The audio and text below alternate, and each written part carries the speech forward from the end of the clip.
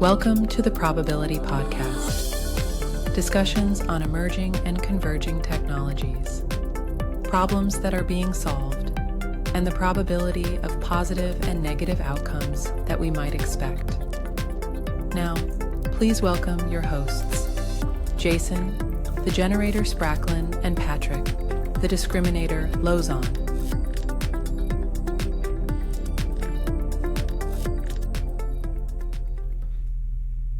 Hey everyone, the topic for this week is the high-tech world of Formula One, where innovation isn't just a buzzword, it's the difference between winning and losing. Formula One has always been a showcase for the latest in engineering and technology, but the 2025 season is taking things to a whole new level. Today's F1 cars are rolling laboratories packed with hundreds of sensors, standardized electronic control units, and real-time telemetry systems that stream data to engineers both in the track and back at team headquarters. Artificial intelligence and machine learning now play a starring role, analyzing millions of data points per second to optimize everything from race strategy to hybrid energy deployment and even driver coaching. Join us as we explore how Formula One's relentless drive for speed and efficiency is shaping not just the future of racing, but the future of automotive technology itself, where every lap is a test bed and every innovation could soon be coming to a road car near you. So Patrick, are you ready to get supersonic? Absolutely. Gotta be fast on that road. Ready. Yeah, nothing like screaming down the 401. Yes. Not in a Formula One car though, although that could be interesting. That would be interesting experiences. Yeah. Well, the Formula Ones are, they're in the forefront of technology when it comes to automotive. Application of technology. It's cutting edge, right? They do everything there first. They prove it, and then eventually it works down to we'll call it the standard automobiles of today, right? Kind of has to be, right? Just when you think about it, they're racing at these just absolutely mind-blowing speeds around tight corners with lots of other, vehicles on the track as well.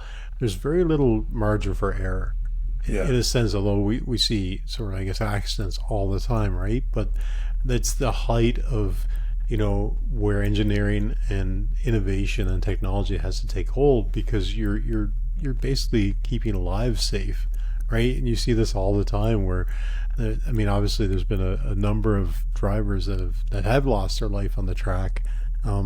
Even in, times, maybe not super recently, but, even in more modern times where they did have technology, and sometimes it's just a split-second mistake or a miscalculation, or the car doesn't grip the track the right way, and next thing you know, this car's, piling into the wall at, 200 kilometers an hour, and, some people have been lucky to survive that, and some people haven't, unfortunately. Well, that's right. When you think about it, talk about split second, right? What is split second? Because, what happens in a second, right? When you're running at those speeds, and how far you go in 1 second, and how long it takes you to react as a driver. So what I see, interestingly enough, or what I predict, is they're going to be more and more, not only, they've got AI being utilized right now to, monitor and, active prevention of failure, and monitoring all the different telemetry coming from the vehicle now, passing all that information back to all these pit crews and these engineering teams that are monitoring the cars, real time, right? But when it comes to the driver's still in control, right? Mm-hmm. But what's going to happen? We talk about, passenger cars right now, they have the lane sensor changing and they warning systems and stuff like that. Are they going to do augmented driving in Formula One? Yeah, no, it's a good question. I actually tend to think that they won't.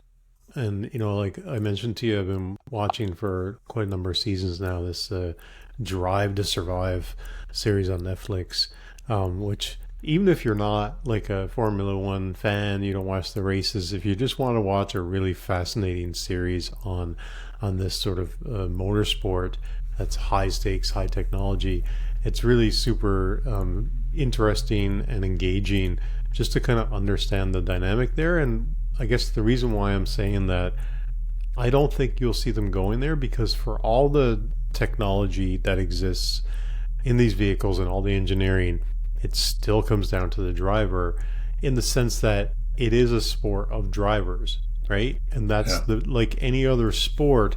It's, you have these companies that have millions of dollars to pour into these Formula One vehicles. But what's interesting is that sometimes even the team with the best vehicle are not the ones winning the race. And you can build the absolutely top state-of-the-art car, but if you don't have that magical driver in the seat, you're not going to win. And you've seen that where, you know, teams say basically, well, we've built the best car we can, we just need to get a better driver. And then there were actual examples of, well, they got that driver and then they start winning championships. So it's, for all the, you know, the buzz around technology and everything else, there's still something to be said for that human in the seat, that human in the loop. You can be surrounded by all this technology, but it's still the human that's the deciding factor who wins and loses those races. Yeah, and I'm just thinking too, even systems to support and augment what the driver does. So you remember we were talking a little bit about these guys driving in the rain, you know, getting over 150K, you know, 180K in the rain, taking turns you can hardly see and stuff like that, right? Just the whole idea of navigating and in that speed where, especially when it gets dark, you know, your vision's only so good, right?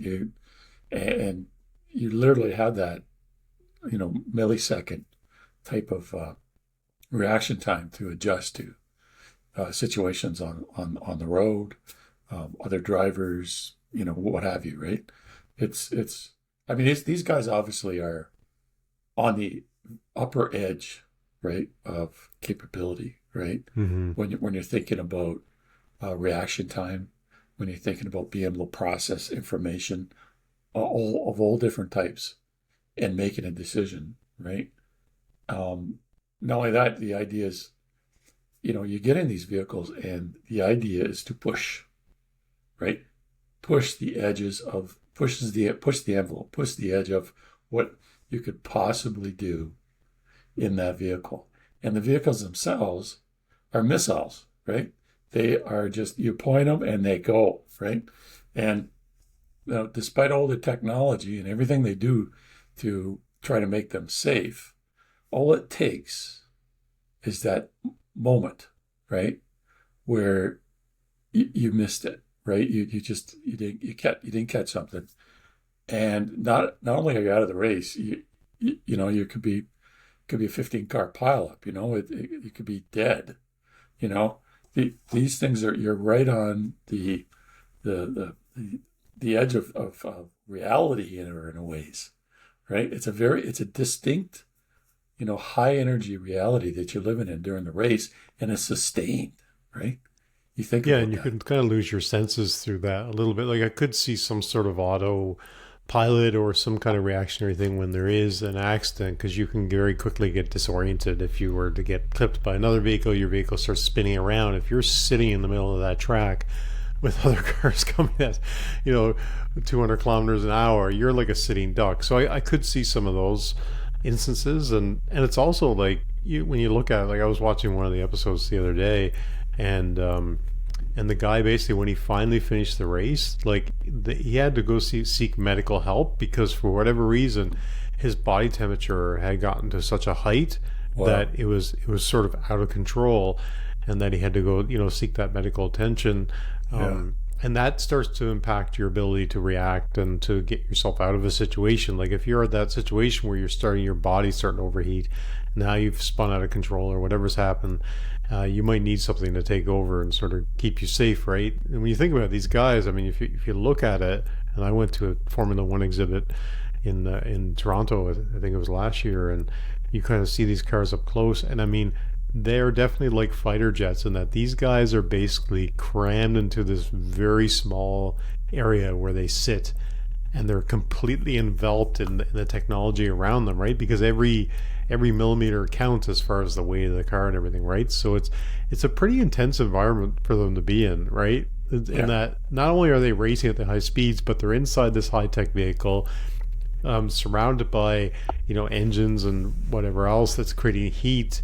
And so they're trying to focus and concentrate. They're battling their own elements, and they're having to try to keep it all together and strategically try to win the race, right, and pass other vehicles and whatnot. But what's interesting about Formula One, I guess, and that's a bit different than some races. It's not like a straight A to B race, right? Mm-hmm. You don't get in the car and then the fastest car wins. There's a strategic element to it. True. Because it's so many laps at a high speed that they have this thing where they go into the pit, and typically they're changing tires. Sometimes they're changing the front wing if it gets damaged and what have you, right?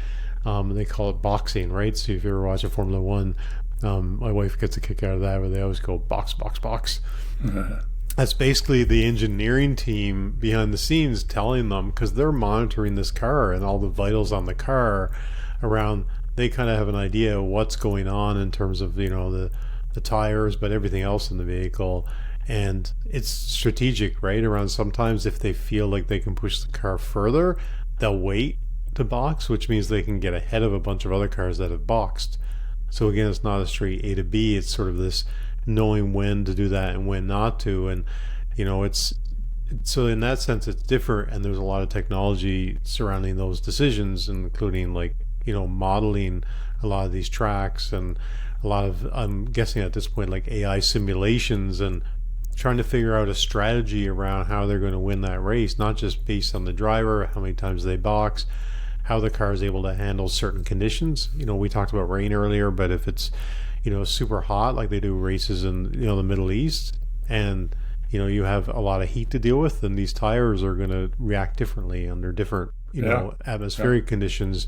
And so there's a massive amount of technology and teams running and monitoring that technology than people realize. I think people think when they look at a Formula One race, it's just this really awesome driver in the seat that's going to win a race, when in fact it is very much like a team sport, in the sense that it takes the whole team to run it, right? Well, I mean, think about the team when you go in. One of the major things, of course, with your vehicle is that small patch of rubber, right?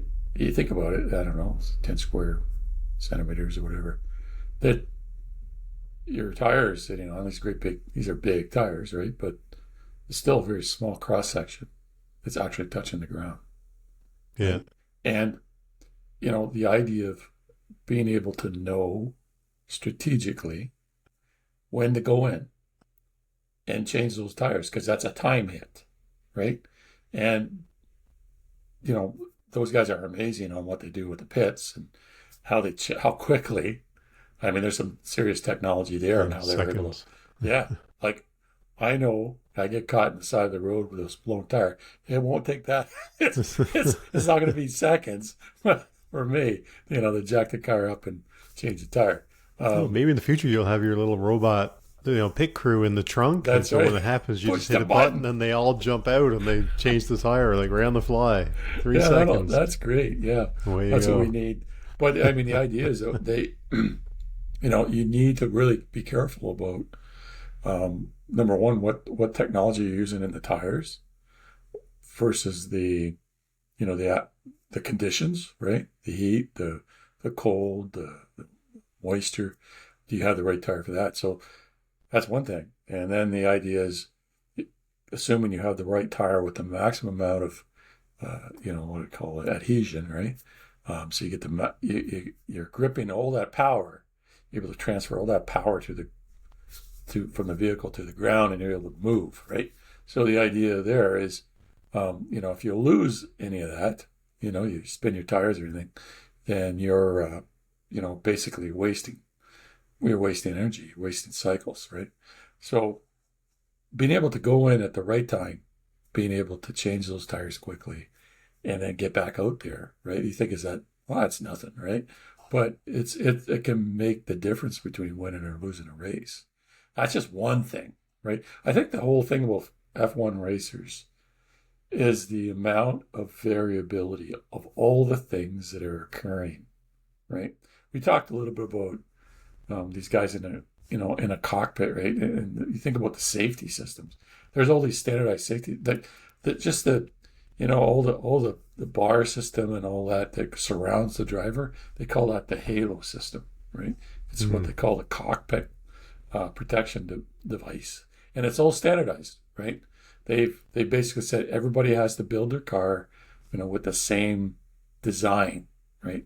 Well, it has to be for fairness, right? Because otherwise you could get a strategic advantage by building a car in a different way. Exactly. And that kind of goes back to my point, though, about it being about the driver, because they want it to be about the driver.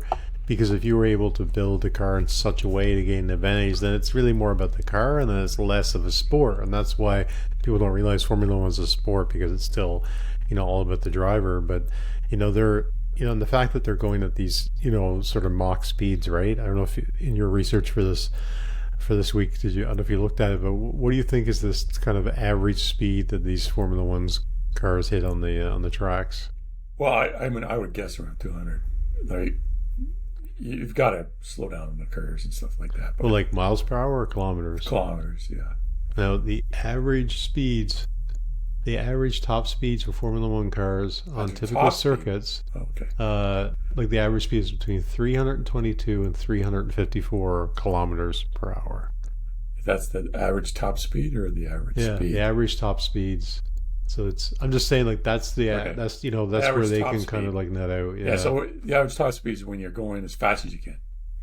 Right? Yeah, like on a straightaway or what have you. But still, like I was talking a minute ago about like 200 kilometers an hour. But really, we're talking like over 300, which is... Well, if you're going 300 kilometers an hour, how much time do you have to respond to something in front of you? Well, not much. I mean, you think about driving your own car, right? And what speed have you hit on your own car? Like, like maybe because you're paying attention to speed limits, maybe you hit 140. Maybe if you're not paying attention, you hit 150. I know back in college, when I got my first car, I had a 1989 Pontiac Grand Prix, and I was. Those were built for drivers, by the way. Well, yeah, exactly. Pontiac.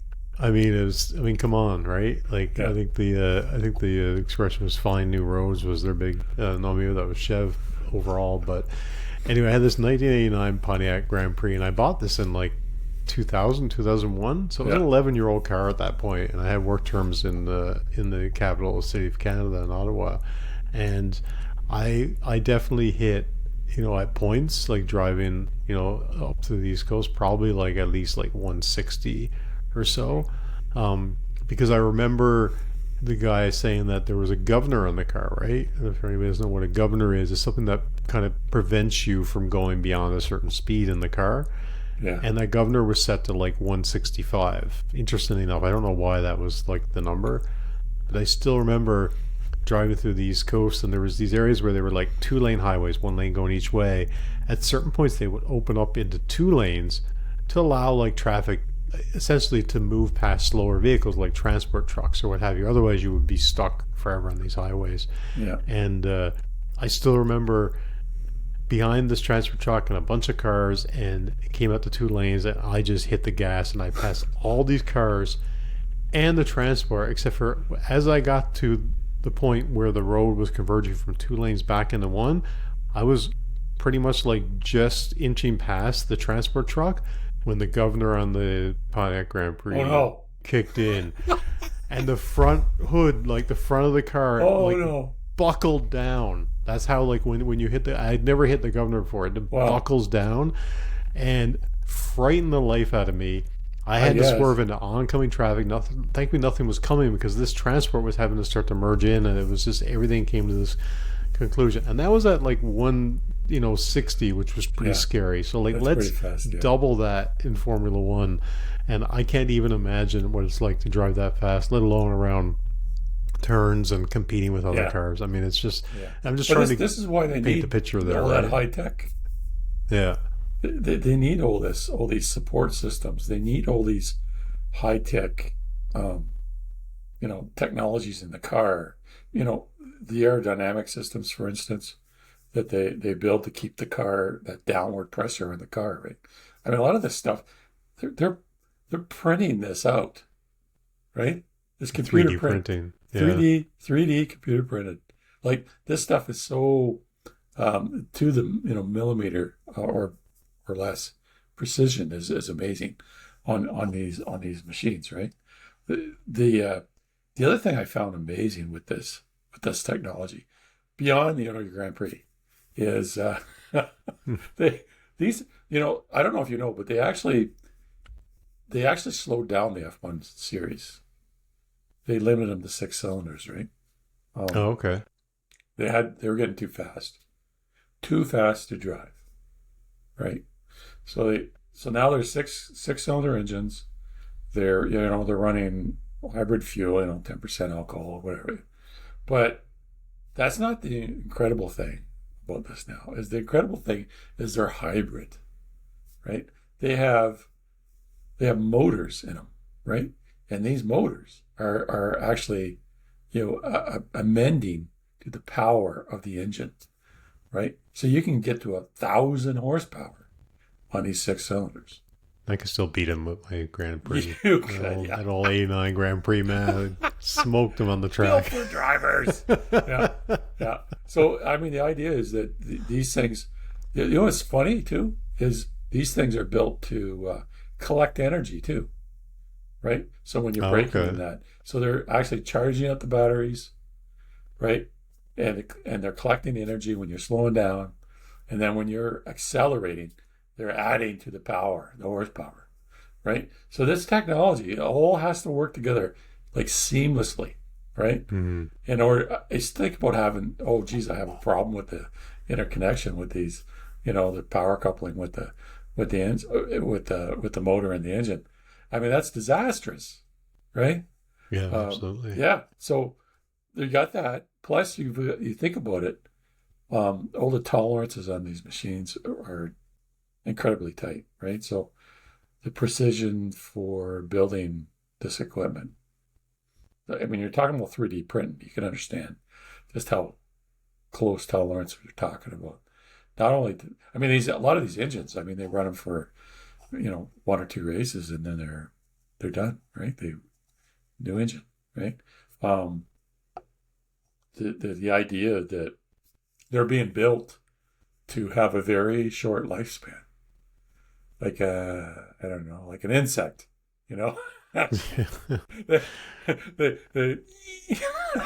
it's true. No wonder there's so much big money involved, right? We probably won't get into it on this podcast because we want to, kind of get excited about the technology. But you can imagine the environmental footprint of Formula One between all the tires and the blown engines and just generally speaking, right? They do quite a number of races per year, right? Yeah.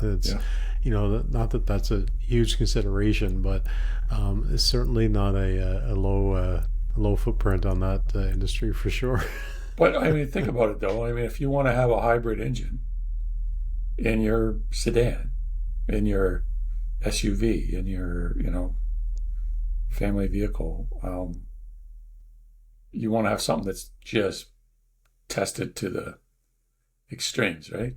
And the engineering concepts captured and then turned into an everyday driver, right? This is the kind of thing that's positive. Right, so when you think about all these car drivers out there, car manufacturers out there that are involved with the F1, that makes absolute sense.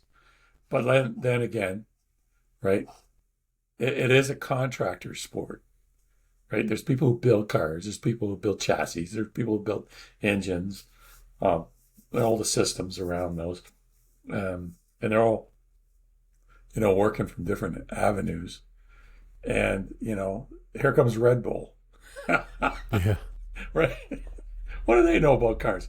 Well, they buy them, right? Well, they bought into a lot of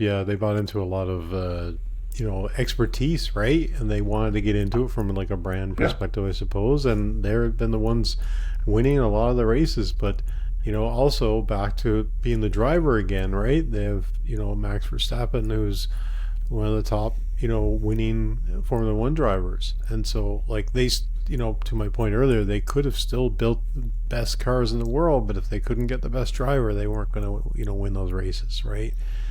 But these are, like, back to your point, the way that a lot of technology gets proven out and then, brought down to like a consumer level. And this is where you're going to have, where you have a need for high technology. So you're going to prove out those concepts, and not just prove them out, but prove them out under, extreme conditions.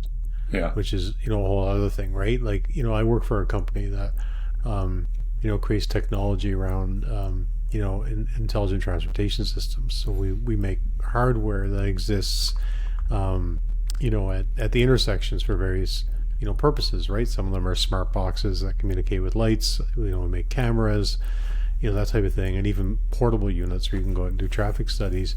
And they test all those units against, extremities, right? They actually have a lab where they test against, they can put, them in machines and test them against extreme cold, against extreme heat, because we're selling all over the world, right? We sell units to, the Middle East, we sell units to, in Canada where it's, cold as well.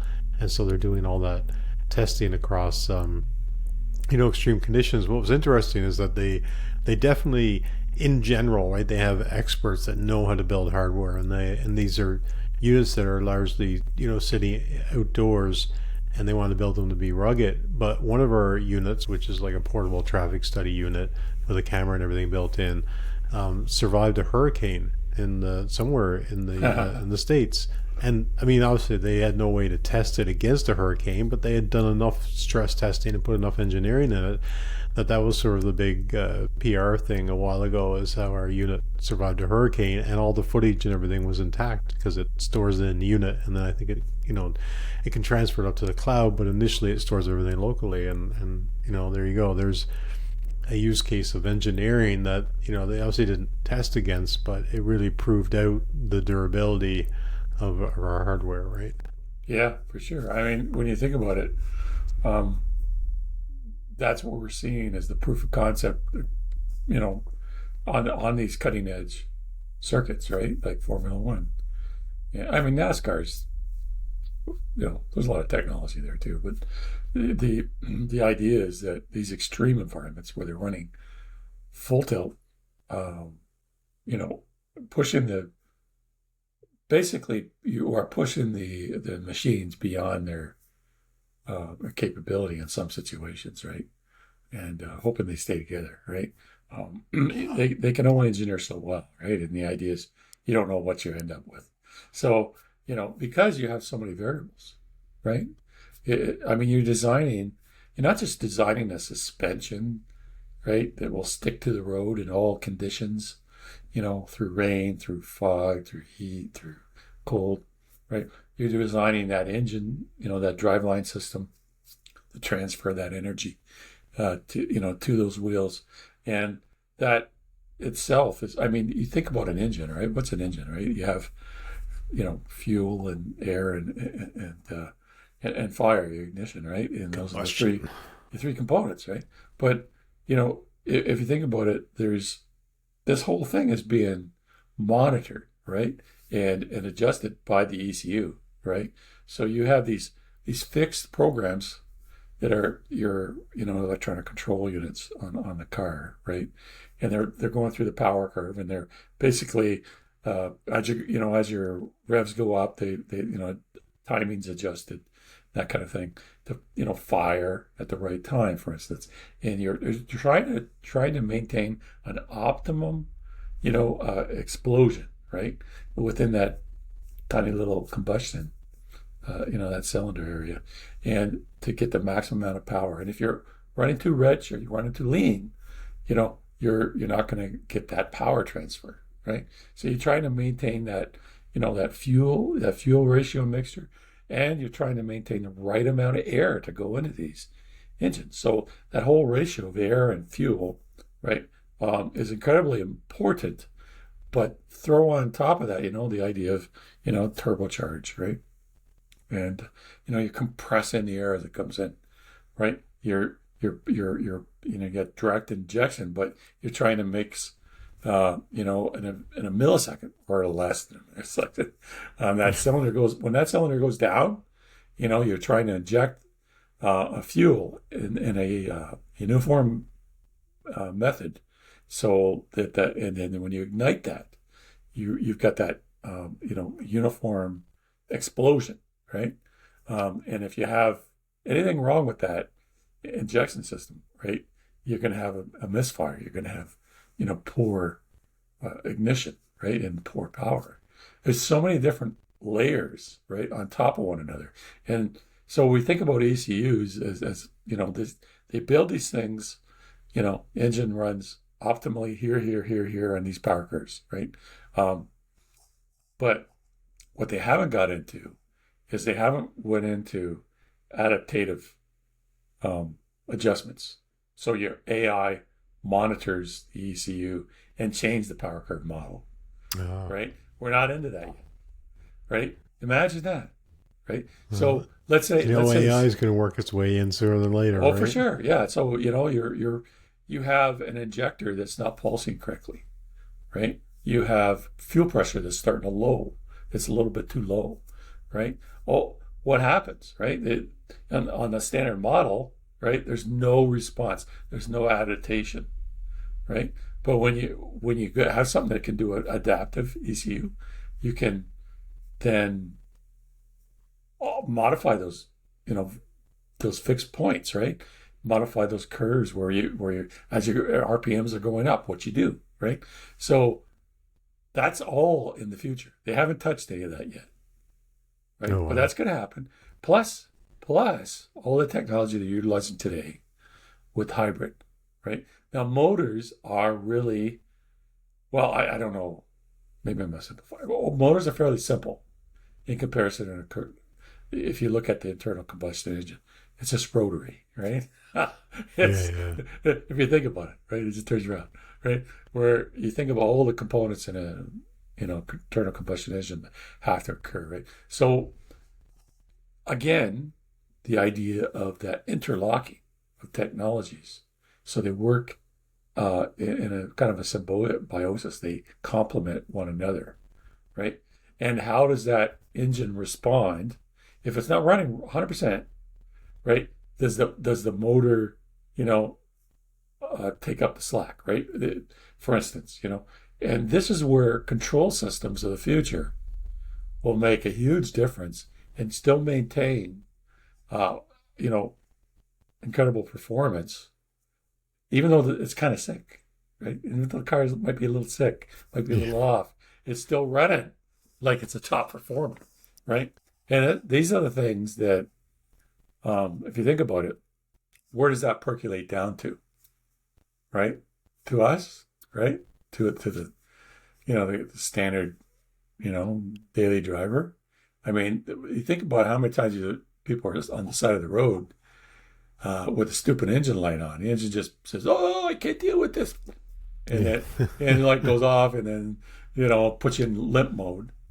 And if you're lucky, you're in limp mode, and you can drive home at 40 kilometers an hour. Well, yeah, it's interesting you mention that because I had an incident once where I was driving home from work. So I'm cooking down the highway, and then all of a sudden the car just starts slowing down on its own. And I just don't know. I'm like, what's going on? I look at my fuel gauge. I got lots of fuel, and it slowed down to about, I don't know, I guess about 50 kilometers an hour, 55 kilometers an hour. And I'm on the highway at this point. Yeah. Like, no, you're cars on the shoulder. whipping by me, doing because I was like in the fast lane when this happened. Oh, no. All of a sudden it starts to slow down. I'm trying to make my way off the road. Cars slowing down. And I don't know if you've ever had that sensation. I had it happen one time before. I can't remember why. But when you're on a highway and cars are whipping by you at like twice your speed, it's very disconcerting. Managed to get off the highway onto an off-ramp, get off, and the car just will not go beyond 55. And I can't remember the exact description of what it was, but something triggered the car to go into what they called low power mode. Yeah, a limp mode. But I can't remember exactly why it was, but that was like a really inopportune time for my car to like go into like low power mode, right? Because they're simplified data collection systems on them, right? So they don't really know everything that's occurring. So what they do is they go into low power mode because they would rather do that than destroy the engine. Yeah, and have the car blow up. Yeah. So, a lot of things that can be, very minor to very, very significant. And yeah, you shouldn't be driving it, right? For instance, if all your coolant drains out of your engine and you're running, way beyond, your, 280 or whatever it is. Yeah. You need to. It's done. You need to stop. It's time to stop, right? Otherwise, you're frying your engine, right? You're literally melting your engine inside, right? You just reminded me of, I don't know if I'll keep this in or not, but like it's another kind of funny story. So this goes back to the old 89 Grand Prix. Oh, no. Did you kill it? You didn't kill it, did you? Well, eventually I did. But anyway, I was in Ottawa at the time. I leave work. I go to my car. It was parked on the side of the road, and car won't start.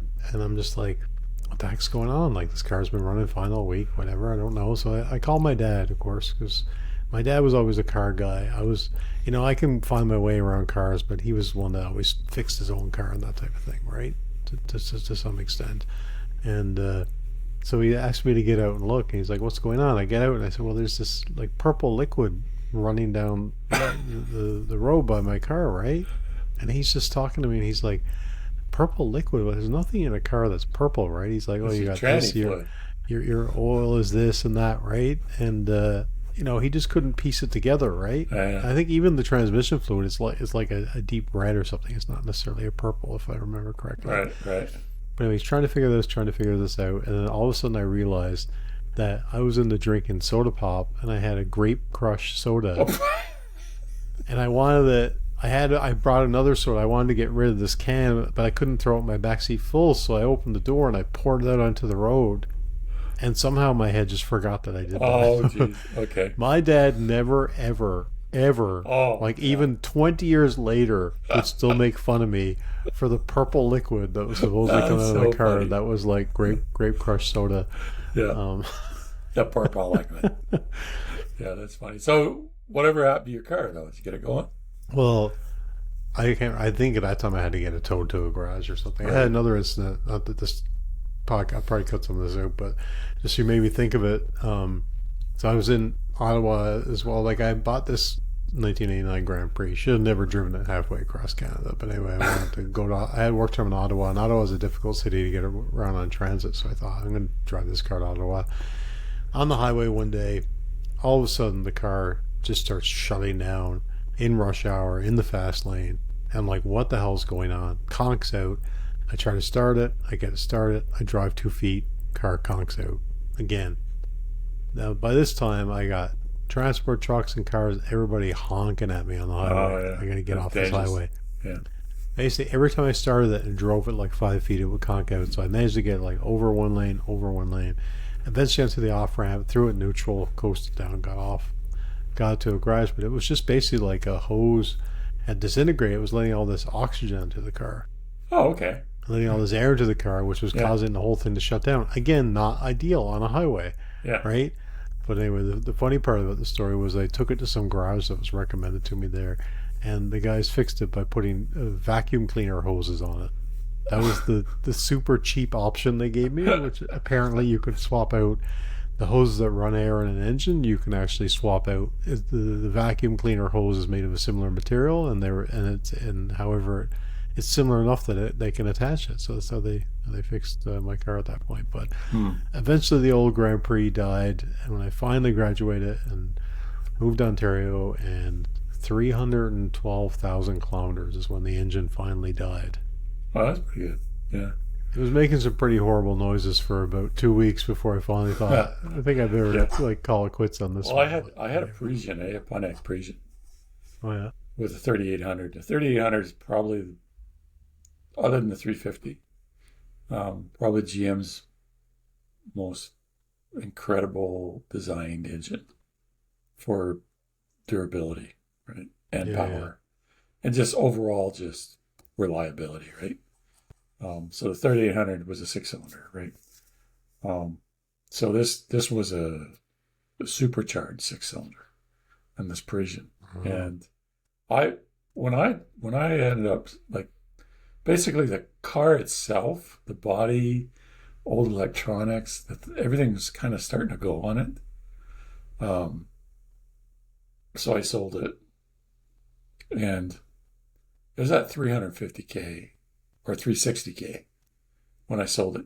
It didn't burn. It didn't burn oil at all. Oh, really? Yeah, it purred like a kitten. It was a no. This is the thing. Eh? When you think about it, what makes great engineering, right? To me, great engineering is not something that can just handle the peaks or the valleys. It's something that just lasts. Right? Longevity. It has Yeah. that component of over engineering, so it can handle the punishment, right? And it can just keep going, right? And there's a lot of cars out there. They claim, right, can handle this, can generate this amount of horsepower, so on and so forth. But they're just not built for durability. They just don't last. They're just not. They're not built practically. They don't. They're not built to last, right? And when you think about it, you know,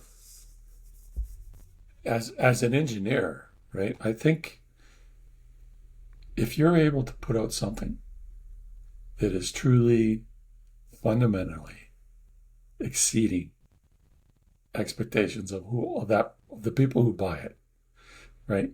Then you've succeeded, right? It's not about, sales. It's not about, being able to, meet some kind of looks or some non-important type of measurement out there. It's really about achieving something with all the different components behind it are trying to defeat you. And that to me is very similar to what F1 is all about. F1 is you get on the track, you're failing. You're going to fail, right? There's too many variables against you. So when you win, right, after achieving, hours and hours at, 300, so many kilometers an hour, super high rates of speed, super, from a point of view of stress on all the components of that car, and you still win. That in itself is an amazing achievement because it's like you said, it's not just one person, it's many people. Strategy, it's about all the components of those cars, and the engineering behind it, making the right decisions to marry the right type of technologies together, working with the right teams to design that, to be able to turn around and say, I have, pit crew, I've got top mechanics, all these people that are supporting those machines, but also you have all those monitoring teams and all those, teams that are advising on what to do next, right? That are all the telemetry that's coming off those, data collection that's coming off all those machines now, basically saying anything from the temperature of a tire to, impact, or inertia collectors to, every sensor you can put on an engine. And all that information is being collected and going to these teams who are monitoring and saying, oh, we got a problem, or no, we got to do this, right? That to me is strategy too, right? And then you have, on top of all that, you got this driver who he has nerves of steel. You got to have nerves of steel, right? To do this. You got to have this underlying capability to just focus everything on that horizon, on that what's coming up on the road, and be in that mode for, I don't know about you, but when I drive, I can daydream and, but you can't, these guys can't do that. Yeah, and they have to have no fear as well, right? In a sense, Yeah. like they know No they're fear. existing within this really, high stakes environment, right? Where, like we said, any second anything can go wrong. But if you think about that, right? If let's just say you were the driver and you start letting the environment, the fear, the probability of crashing and dying, if you let that influence you, then you're not going to win the race, right? Yeah.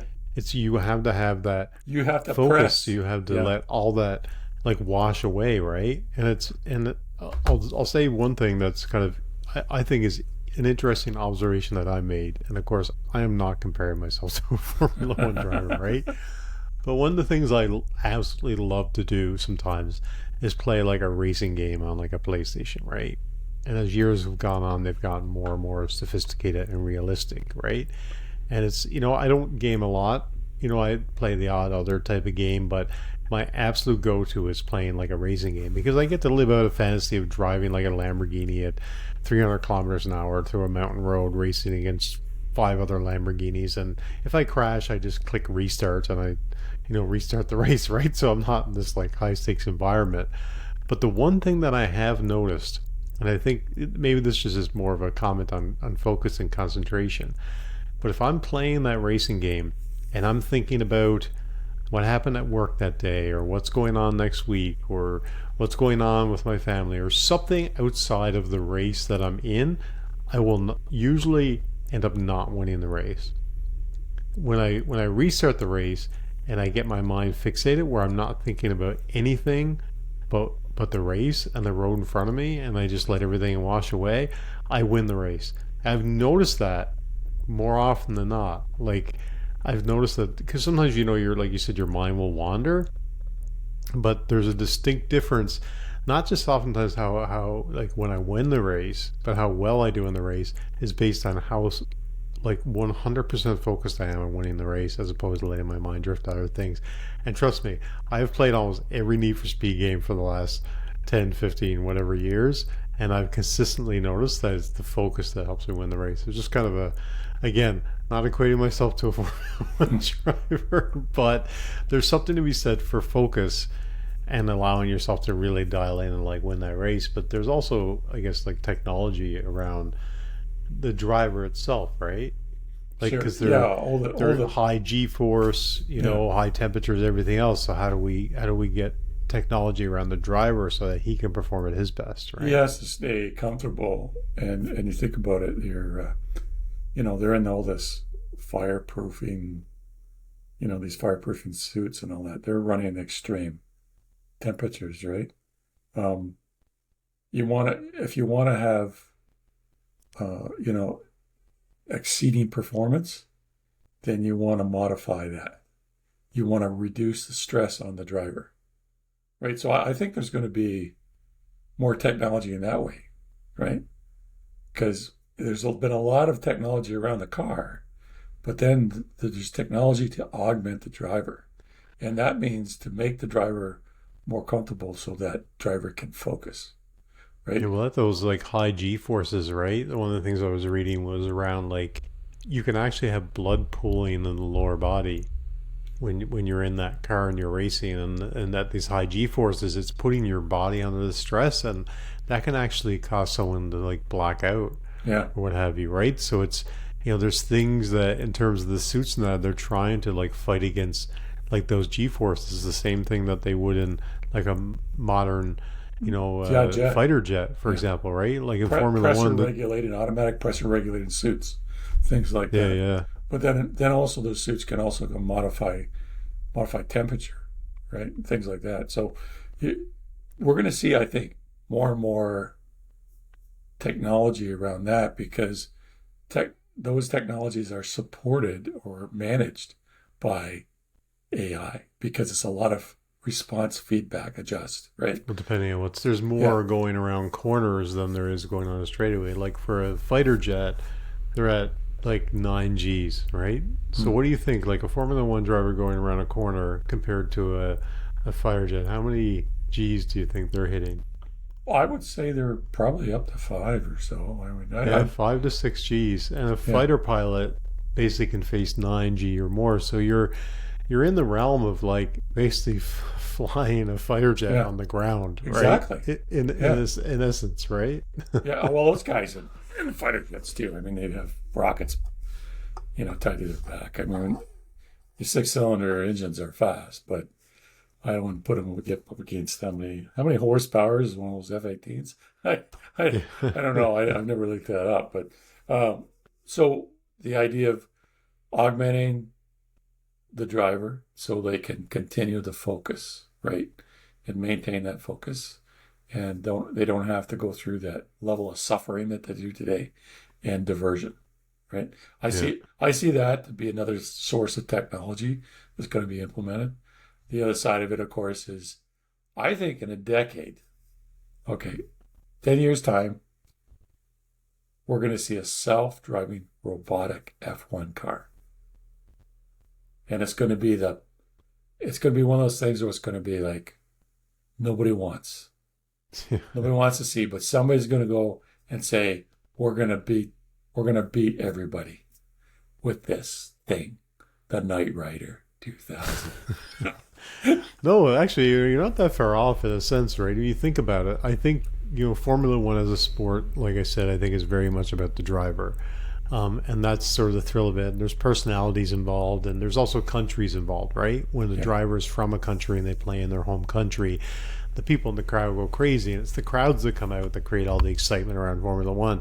But if you think about the idea of like a self-driving Formula One car by AI, what you could really end up with, and I wouldn't doubt, considering the direction this whole world is going in around AI and technology, where you would have the AI races. In other words, at that level, it would be about the car. So really, like you talked about them limiting the F1 to a certain speed, basically for safety reasons. They can't be too fast to drive, but if AI accelerates to the, no pun intended, or maybe pun intended, to the level that we think it's going to, and it can drive a vehicle, now you can take the loss of human life out of the equation. How far could they push these cars if they crash, nobody's going to die, right? It's just a fully AI-driven vehicle.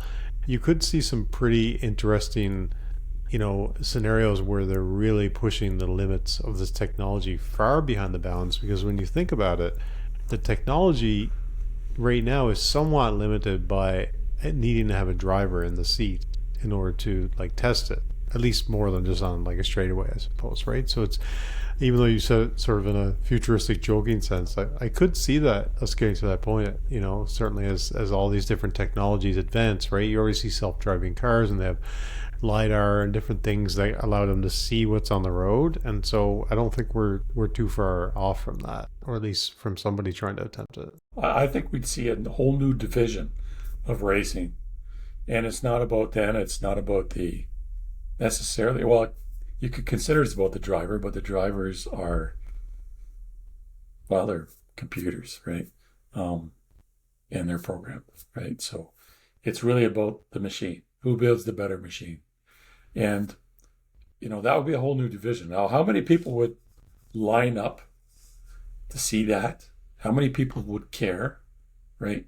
Now, I think that the first automated driverless F1 car, they release it out into the F1 series, but after a little while it would be, it's capable of doing so much. I mean, like, it doesn't suffer from fatigue, right? It doesn't suffer from poor vision, or it doesn't be distracted by thoughts. It's pure focus, right? So it would easily win, right, against us, right? And us meaning, the top of the top racers out there. So then it would have to go to a whole new division. And they would just they'd literally kick it out. They'd say, no, right? The whole division would be, I don't want to see, these fake drivers, right? So it would be a whole new birth of a whole new type of racing. And a lot of people, think, oh, it's just remote racing. It's remote by wire. No, it's autonomous racing. It's completely different. But regardless of that, racing itself can continue to expand in its own right with the driver. Like I said, right now the driver's going through so much duress to win, right? Like I said, and the environment systems and the G's, and there's so much more that can be done to help the driver out, not just the car. So I think, there's a long ways to go, a lot more excitement to happen out there, and that will raise the bar on capabilities, raise the speeds, and, basically get into a situation where it's insanity, right? Yeah, no, absolutely. You got a lot of interesting dynamics that are going to happen with the technology over the years, right? You have the idea that it could be almost shape shifting, right? You think about there you have animals in nature that can shape shift to their surroundings, right? So you have an AI powered car that can actually shape shift depending on what's going on, depending on the atmospheric conditions or what's happening around it with other vehicles, right? You could see these vehicles almost becoming like living breathing animals, as it were, in a sense, right? That's kind of the idea with artificial intelligence, right? Where there's so much technology and now you introduce this intelligence that the car takes on like a life of its own. In a sense, you still have the driver in control, but now you have this sort of like entity behind it, right? And then you start putting in these predictions around, like McLaren's looking at by 2050 they imagine like fully electric Formula One cars reaching like 500 kilometers an hour, and if you think about AI assistance and this sort of entity around the driver, maybe it wouldn't be too fast for a driver, for example. Not if they're right? augmented. Yeah. No, but really what you're talking about is something beyond what we think about as in terms of like a vehicle today, right? Yeah. It'd be a true beast.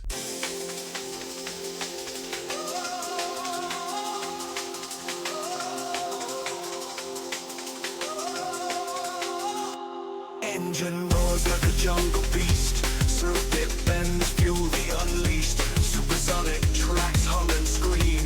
AI's the heart of this speed dream. Shapeshift curves bend its spine. Through the chaos it redefines. Wheels dissolve, wings take hold. Silver streaks, dodging stories untold.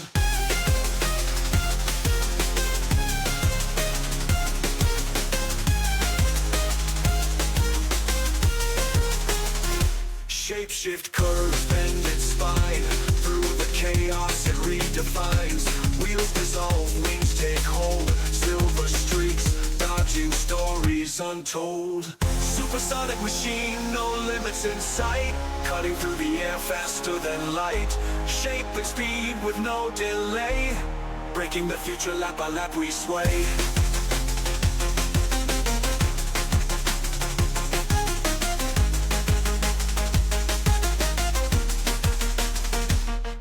Written, soul beats the pace. Adaptive thoughts evolve in grace. Obstacles fall like fleeting mist. Its moves as swift as a flick of a wrist. Data streams guides every turn. Pixel flames where engines burn. The crowd stands still, the world amazed. Tech thunder rules the next gen race.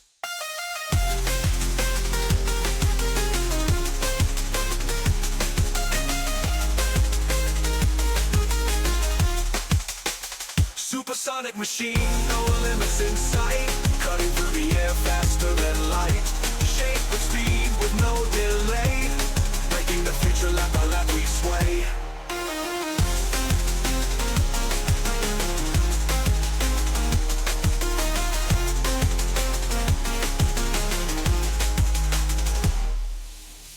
Data streams guide its every turn. Pixel flames where engines burn. The crowd stands still, the world amazed. Tech thunder rules the next gen race. Supersonic machine, no limits in sight. Cutting through the air faster than light.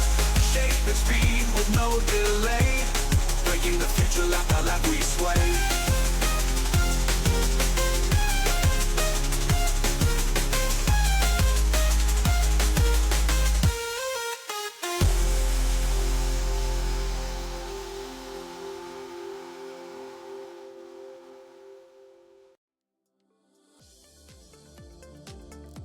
Thank you for listening to the Probability Podcast.